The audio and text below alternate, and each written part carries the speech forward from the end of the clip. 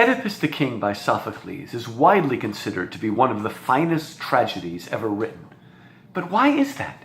Once you read this play, you will realize that its hero killed his father and married his mother and had 4 children with her. Is this really the raw material for one of the greatest tragedies ever written? Doesn't it sound more like the raw material for a made-for-lifetime movie? Horrible! How is it possible that this subject matter could create such a great play?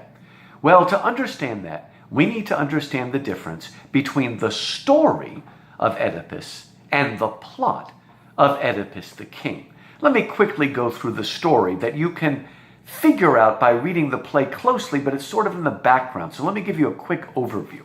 Many years before, King Laius and his wife Jocasta were pregnant, and Laius heard a prophecy that his son would kill him.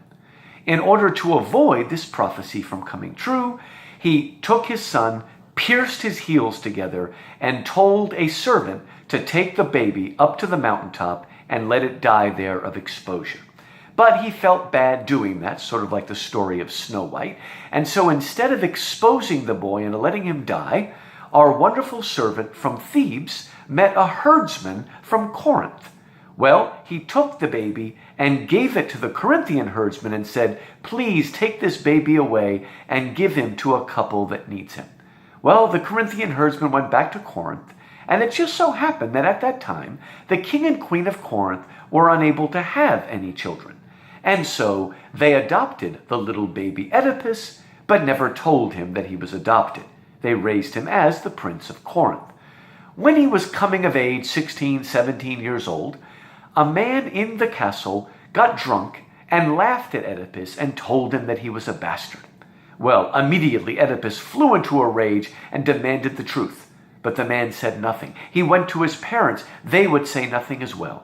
And so he sought out the oracle of Delphi to find the truth. He went to the oracle and went in and asked, "Who are my father and mother?" But instead of answering that question, the oracle of Delphi kicked him out of the sacred temple and said, "You must leave, you are unclean, for you shall kill your father and marry your mother." Well, Oedipus, being rash and wanting to escape his own fate, ran as far away as he could from Corinth. He ran and ran till he came to a crossroads where 3 roads come together. There he met a hunting party going out to hunt. As he stood on the road, the hunting party motioned for him to move aside. But being the stubborn man that he was, Oedipus refused. A fight broke out, and Oedipus killed all the people in the entourage, including the leader. Only one of them escaped and ran away. From that point, Oedipus ran on, and he came to another crossroads where he met the Sphinx, half woman and half lion. And for many years, the Sphinx was terrorizing Thebes because anybody who wanted to pass her and go on a trading mission would have to answer her riddle. If they answered, they would win. If they didn't, she would devour them. Oedipus said, "Give me your riddle, I am not afraid." She asked him the question, the famous riddle of the Sphinx. What animal is it that walks on 4 legs in the morning, 2 legs in the afternoon, and 3 legs in the evening? Oedipus said, "The answer is man. For when he is a baby, he crawls on 4. When he is a man, he walks upright. And when he is an old man, he walks on 2 feet and a cane." In rage, the Sphinx killed herself. Then Oedipus continued on the way and came to Thebes. Now, for many years, Thebes had been terrorized by the Sphinx. And so, when the Thebans discovered that this young man had saved him, they hailed him as a hero. Then, when it turned out that their king had recently died, they took him in, made him their king, he married their queen, and together they had 4 children.